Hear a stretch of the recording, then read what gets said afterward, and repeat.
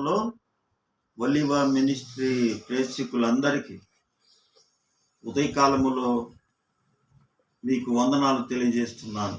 మీరందరూ బాగున్నారు కదా? మీరే, మీ కుటుంబాలు, మీ పిల్లలందరూ బాగుండాలని మీ కొరకు ప్రార్థన చేస్తున్నాను. ఉదయకాలంలో దేవుని వాక్యాన్ని మనం ధ్యానం చేద్దాం. మత్తయి సువార్త 24వ అధ్యాయము 37, 38 వరకు ఈ రెండు వచనాలను మనం చదువుకుందాం.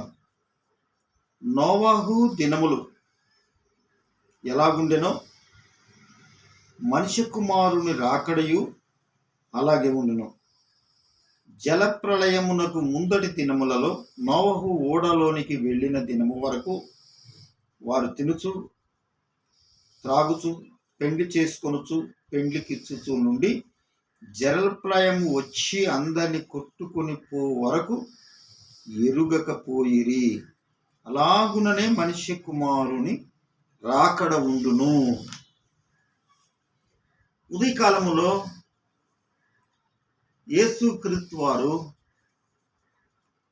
నోవహు దినములను గురించి ప్రస్తావన చేస్తున్నాడు. జలప్రళయము రాకమునుపు నోవహు కాలములో ఉన్న ప్రజల పరిస్థితి ఏ విధంగా ఉంది అంటే, దేవుని పిల్లలు కూడా నరుల కుమార్తెలను చక్కని వారిని చూసి తమకు మనసుకు నచ్చినటువంటి వారిని వివాహం చేసుకున్నారు.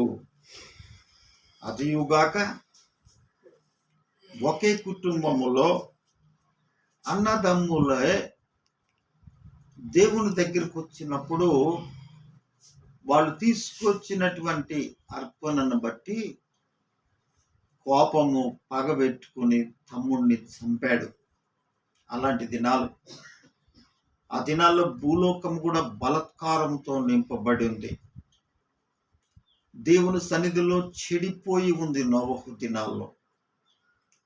నరుని యొక్క హృదయం యొక్క ఆలోచన ఎల్లప్పుడూ కేవలం చెడ్డదనియు ఊహంతయు చెడిపోయిందని నోవహు దినాల్లో రాయబడింది.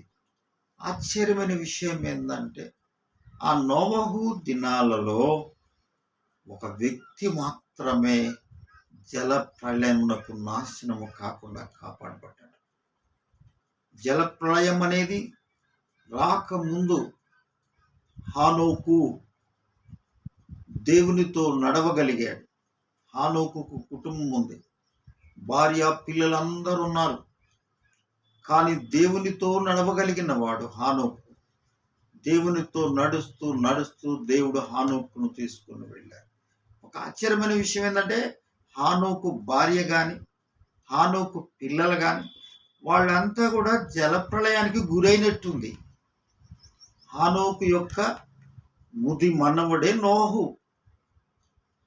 అయితే ఇక్కడ నోవహు దినాల్లో ఏ విధంగా జరిగాయో యేసుక్రీస్తు దినాల్లో కూడా అలా జరిగిద్ది అన్నాడు. మనుష్య కుమారుడు రెండవసారి వచ్చే ముందు ఏం జరిగిద్ది అన్నాడు. ఇప్పుడు కూడా జనాలు అలా ఉన్నారు. వాయ వరుస లేదు, విచ్చలవిడి తనమైపోయింది ప్రపంచంలో ఈ రోజున. అన్నా చెల్లెళ్ళే భయంకరమైన పాపం చేస్తున్నారు. తండ్రి కూతుళ్ళే పాపానికి గురైపోతున్నారు. భయంకరమైన పాప స్థితిలో మునిగిపోయింది. వ్యభిచారంతో మునిగి ఉంది, విగ్రహారాధనతో మునిగి ఉంది. మనిషి కుమారుని దినాలలో, యేసు ప్రభు శరీరధారిగా ఉన్న దినాలలో సంఘాలలో కూడా భయంకరమైనటువంటి నెమ్మది లేని పరిస్థితులు ఏర్పడ్డాయి. సమాధానం లేదు, పాపం విస్తరించిపోతుంది. నోవహు దినాల్లో ఏ విధంగా ఆలోచన విధానం చెడిపోయిందో మనిషి కుమారుని యొక్క దినాల్లో కూడా ఉంది. ప్రియులారా, ఉదయకాలంలో నేను మీకు ఒక దైవజనునిగా మనవి చేస్తున్నాను. మనం ఎలా ఉన్నాం? నోహు కాలంలో ఉన్న ప్రజలలాగా ఇప్పుడు మనం ఉన్నామా? కాదు కాదు.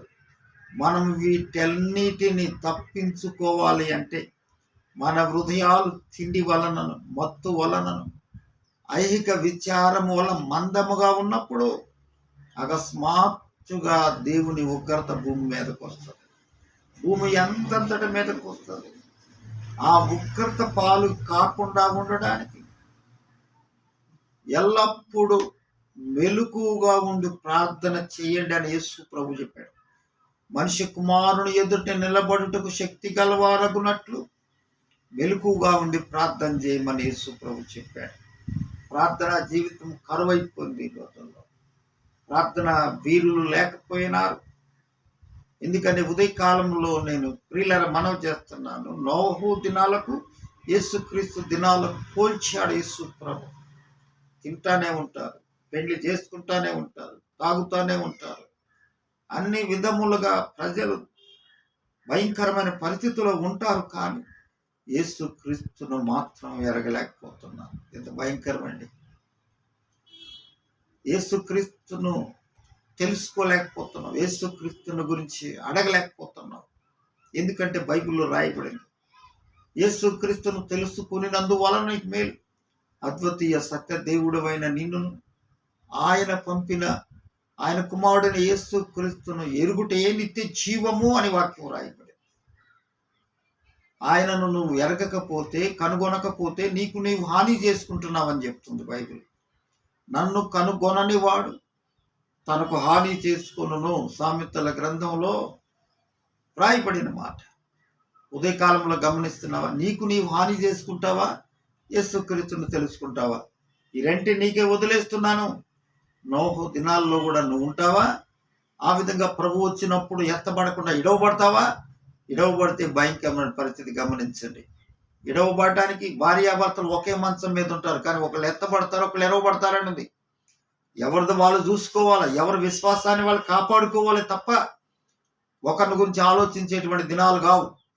ఎవరి విశ్వాసాన్ని వాళ్ళు కాపాడు. మనిషి కుమారుడు యేసుక్రీస్తు వచ్చినప్పుడు ఎత్తబడగలుగుటకు సిద్ధపడి ఉండాలని ఉదయకాలంలో మనవి చేస్తూ ఈ మాటలు ముగిస్తున్నాను.